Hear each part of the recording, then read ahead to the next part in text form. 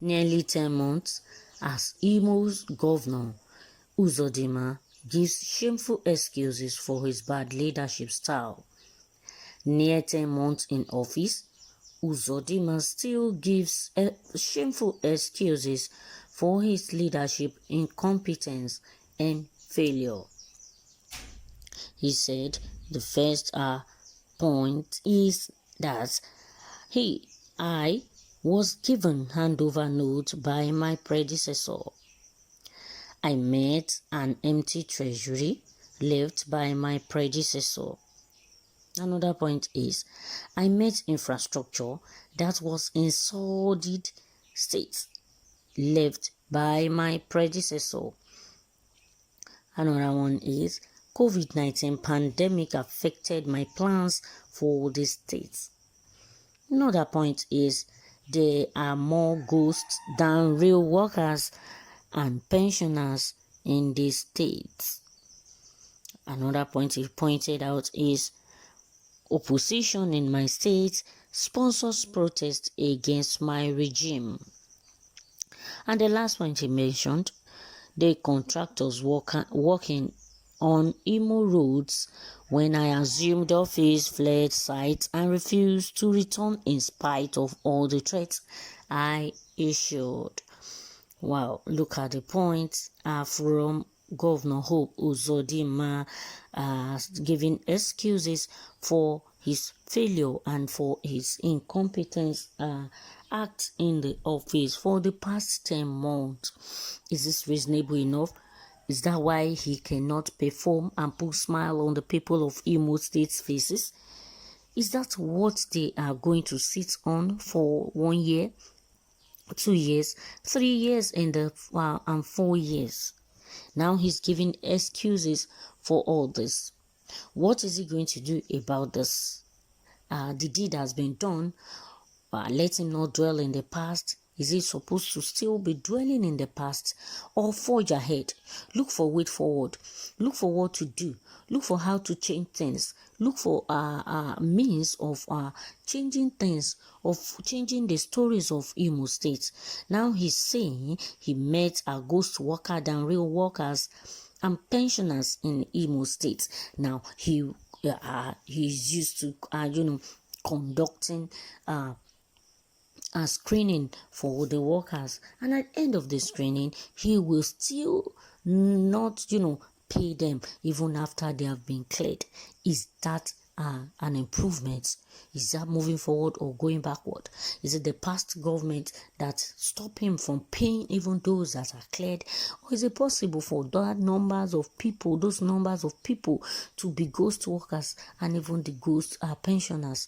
The pensioners are suffering, especially in Imo State. The ghost ones cannot be on the streets protesting around, but the real one, what is he doing about it? He has not done anything concerning them. Most of them have died. Most of them are still suffering and battling with their health.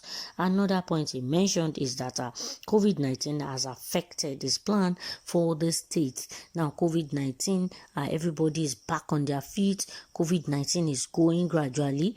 All the governors are back on their feet, and Governor Hope Uzodinma is there complaining and saying that COVID-19 affected his plans. What are the plans affected by COVID-19? People were still, working virtually. They were still working virtually, even if there was no meeting, physical meeting, or even if there was social distancing as well. But things were still going on. Activities were still going on. Why is he blaming the predecessor? The deed has been done. Go back to your feet and do something very fast. Another one, this person said Uzodinma has forgotten that though his predecessor, Governor Emeka Ihedioha, CON, didn't get any handover notes. He proved with numerous signatures projects that he initiated that a new normal development was possible in Imo State. You can imagine. He would have, done something on this projects initiated by Emeka Ihedioha, but he kept on complaining. This one, another one is that Uzodinma paid salaries and pensions for January 2020 with Imo State money, which Emeka Ihedioha left in Imo State Treasury, and he's still saying there was no money left in the Treasury. Another one he has forgotten is that Uzodinma was sole administrator for the 27 local governments of 3 months for 3 months before he appointed interim management committee for the 27 local government. You can imagine. Can you do it alone? He can't do it alone. It is not possible. No one can do it alone. Why did it take him so long for 3 solid months for him to appoint the interim management committee for him to work?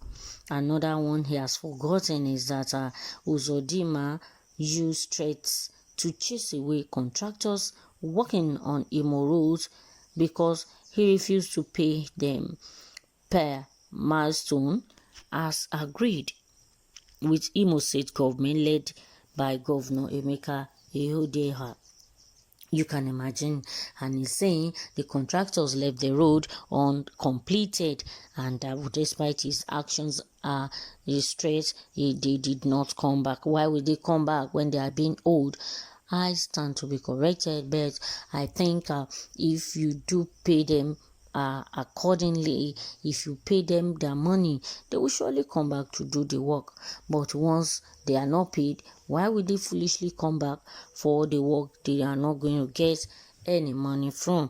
Another one he has forgotten and is being pointed out is that COVID-19 pandemic does not prevent Uzodinma from collecting revenue allocation, IGR, etc. But Uzodinma shamelessly states that he failed to perform because of COVID-19 pandemic, just like I said initially that COVID-19 pandemic cannot affect him. Now this point is saying that collecting revenue allocation, COVID-19 did not stop him, but he's complaining that COVID-19 affected his plans in the state. Another one he has forgotten and is being pointed out is that if COVID-19 pandemic does not prevent Uzodinma receiving revenue alleged to have hit 200 billion, how does COVID-19 pandemic prevent Uzodinma from paying salaries and pension, fixing Imo roads, and developing Imo State with Imo money? Yes, we have some roads construction during COVID-19 pandemic. The contractors were still working on the road, and some governors were even still visiting the site where they were working. But Uzodinma, on the other hand, is complaining that he was prevented and payment of salary and pension also, COVID-19 did not allow him, but COVID-19 allowed him to receive revenues of about 200 billion naira. Another one is Uzodinma has turned all Imo State into opposition who have dissenting opinions, who does not support his failed regime. Yes, everybody is now an opposition in Imo State. Another one is protest by workers and pensioners in Imo State. Clear evidences of Uzodinma's failure. Yes, if he's doing well, why would they go on protest? Why will the pensioners or the Imo workers go on protest if they are well paid, if they are paid duly, if they are duly paid? Why would they want to go? Why would they want to embark on protest? Well, let's know your thoughts, your views, and your opinions on what Uzodinma said, on what has caused Uzodinma's failure from performing. Thank you for listening. Don't forget to subscribe to Tarish TV, and I will see you on the other news. Bye for now.